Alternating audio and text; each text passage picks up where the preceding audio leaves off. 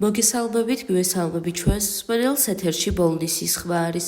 შეგახსენებთ, რომ ბოლნისის ხმა პროექტ მისიხმის ფარგლებში ხორციელდება, რომლის მხარდამჭერია გერმანიის საგარეო საქმეთა სამინისტრო და DVV International. დღევანდელ გადაცემაში ვისაუბრებთ თემაზე ქალების როლი პოლიტიკაში. ქალების როლი პოლიტიკაში ბოლო ათწლეულებში მნიშვნელოვნად გაიზარდა. თუმცა ჯერ კიდევ არსებობს მრავალი გამოწვევა და დაბრკოლება, რომლებიც ქალებს პოლიტიკაში თანასწორ მდგომარეობაში ყოფნას აფერხებს. ქალები ხშირად უფრო აქტიურად არიან წარმოდგენილები ადგილობრივ და რეგიონულ დონეზე, მაგრამ უფრო მაღალი პოლიტიკურ თანამდებობებზე და დასტატურებული სიტუაცია არაერთგვაროვანია. ქალთა პოლიტიკური მონაწილეობა ხელს უწყობს სოციალურ, ეკონომიკურ და კულტურულ ცვლილებების გატარებას, მათ შორის განათლების, ჯანდაცვის და სოციალური დაცვის სფეროებში. ქალები პოლიტიკაში მიისწრაფვენ არა მხოლოდ მექანიზმების ცვლილებებისთვის, არამედ არსებული სტერეოტიპების წინააღმდეგ ბრძოლისთვის, რათა მეტი თანასწორობა და ინდივიდუალური თავისუფლება გახდეს რეალობა.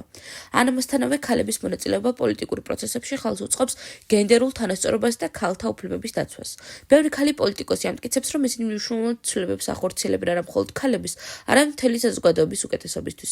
მიუხედავად იმისა, რომ ბევრ ქვეყანაში ქალები პოლიტიკურ სისტემებში უფრო ხშირად ხვდებიან, მაინც არსებობს ქვეყნები, სადაც ქალების პოლიტიკური მოღვაწეობა შეზღუდულია და სადაც ქალთა წვლილი პოლიტიკაში განიცდის შეზღუდულობას.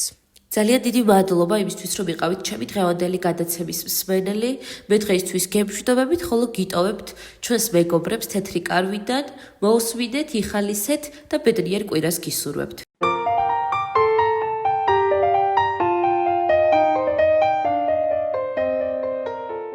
მოგესალმებით მეგობრებო, მე ვარ ნინი 37 წლის.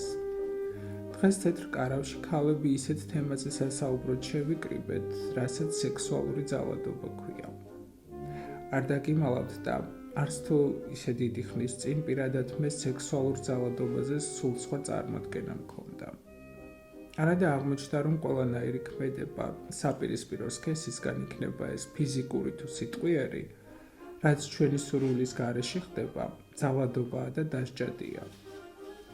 თითქმის ყველა ქალს ერთხელ მაინც განუცდია ეს შეურაცხყოფელი გრძნობა, მაგრამ ამაზე ყოველთვის გრცხვენოდა და გვერიდებოდა საუბარი.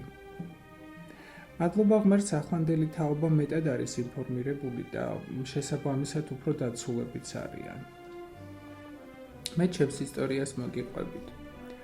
დაახლოებით 10 წლის წინ ერთ-ერთ ძალიან ცნობილ კომპანიაში დასახელებისგან მაინც თავს შევიკავებ, სტაჟიორად ამიყვანეს და ძალიან გახარებული ვიყავი. ვოცნებობდი, რომ იქ გამეგრძელებინა მუშაობა.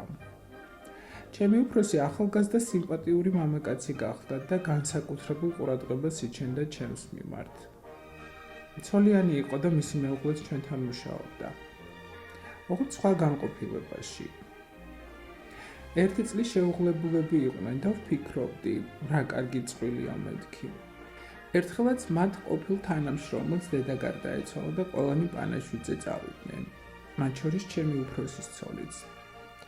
პირველად აღმოჩნდით ოთახში მარტო მე და ჩემი უფროსი, მაშინვე რაღაც უსიამოვნო წინათ გრძნობა დამეუფლა. უხერხულად ვიგრძენი თავი და მეც წასასვლელად მოვემზადე. უკვე გავდიოდი ოთახიდან, რომ მომაძახა. დამელოდე მეც მოვდივარო.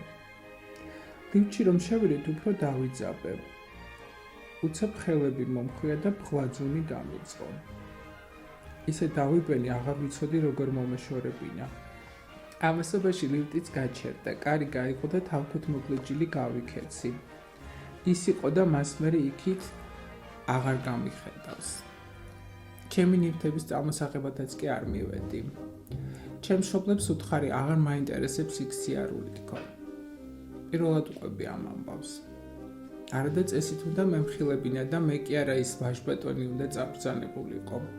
თანაც ისე რომ ცოლსაც გაეგო, როგორი ნაძირავას გვერდით ცხოვრობდა. ეს ხომ ჩვეულებრივი უსამართლობაა, რომელიც დამცირებულს და დათრგუნულს გტოვებს და მთელი ცხოვრება შეიძლება რომ დაუცველობის კომპლექსი ჩამოგიყალიბდეს. მოგესალმებით. მე ვარ მაკა 29 წლის. მეც პირველად ყვები ამ ამბავს და ზოგმა შეიძლება კიდეც გაიფიქროს, აქ რა იყო მოსაყოლიო. მაგრამ არა, სწორედაც რომ უნდა ხმამაღლა ვილაპარაკოთ ყველა იმ ანომალიაზე, რაც ჩვენს გარშემო ხდება. რომ ამით წინ აღვდგათ მსგავს ფაქტებს. წლების მანძილზე, მაშინ როცა უკვე გათხოვილი ვიყავი და ქმარი მყავდა, ერთი ჩემი თანამშრომელი მუდმივად, ჩუმად, ისე რომ სხვებს არ გაეგონათ, იხელთებდა ხოლმე დროს და საშინელებებს მეუბნებოდა ჩუმად ყურში, ჩურჩულით. უпростоრად თავის უხამ სექსუალურ ფანტაზიებს მიზიარებდა. ვისთვის უნდა მეთქვა, ჩემს ქმარს რომ გაეგო, ნამდვილად მოკლავდა და ამის გამო ციხებში ხომ არ გაუშვებდი. სულ ვცდილობდი, რომ მასთან ახლოს არ აღმოჩენილიყავი, მაგრამ მაინც ახერხებდა. ერთხელაც მორიგი სიბინძურე ჩამჩურჩულა, მე ვეღარ მოვითმინე და ისეთი ძალით გავაწანი სილა, რომ მართლა დავინახე თვალებიდან როგორ წამოსცვივდა ნაპერწკლები. ის დღე იყო და ის, მე ახლოს აღარ გამკარებია. მაგრამ მოგვიანებით შევნიშნე, რომ ჩვენს ახალ თანამშრომელს გადაეკიდა, რადგან ხედავდი ახლოს ჩაუვლიდა თუ არა ეს გოგო ჭარხალივით როგორ წითლდებოდა. არ ვიცი ასეთ მანიაკებს როგორ უნდა მოვექცეთ, მაგრამ ფაქტია, როცა ეცოდინებათ, რომ შეიძლება დაისაჯონ, ფრთხილად იქნებიან. მეც მოვყვები, ოღონდ ეს არ არის ჩემი ამბავი. მაშინ სულ პატარა ვიყავი და წესიერად არც კი მესმოდა რა ხდებოდა. ჩვენს იტალიურ ეზოში ცხოვრობდა ახალგაზრდა ცოლ-ქმარი და ყველა მეზობელმა იცოდა, ლოთი ქმარი ყოველღამე ფიზიკურად და სექსუალურად როგორ ძალადობდა ცოლზე. მაგრამ თვითონ ქალი ხმას არ იღებს და რა ჩვენი საქმეაო, მეზობლებიც არ ერეოდნენ. ერთ ღამესაც დიდი ლეწვა მტვევის ხმა გავიგონეთ. მერე ისევ ჩაწყნარდა ყველაფერი და მეზობლებმაც მშვიდი ძილი გააგრძელეს. დილასაც რომ არავინ გამოიხედა ფანჯრიდან, მეზობლებმა შუადღემდე იცადეს. მერე კარზე დიდხანს აკაკუნეს.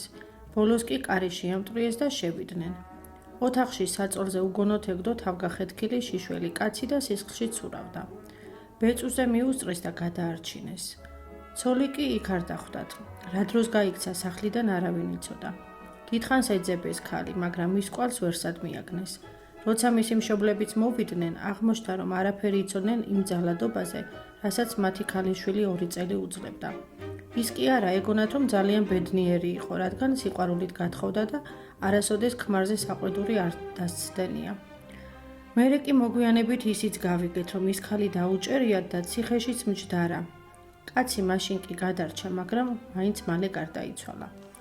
მიუხედავად იმისა, რომ პატარა ვიყავი, ამ ამბავმა ძალიან იმოქმედა ჩემზე და მას მერე სადმე პატარა ძალადობის მოწმე თუ გავხდებოდი, მაშინვე პოლიციას ვიძახებდი.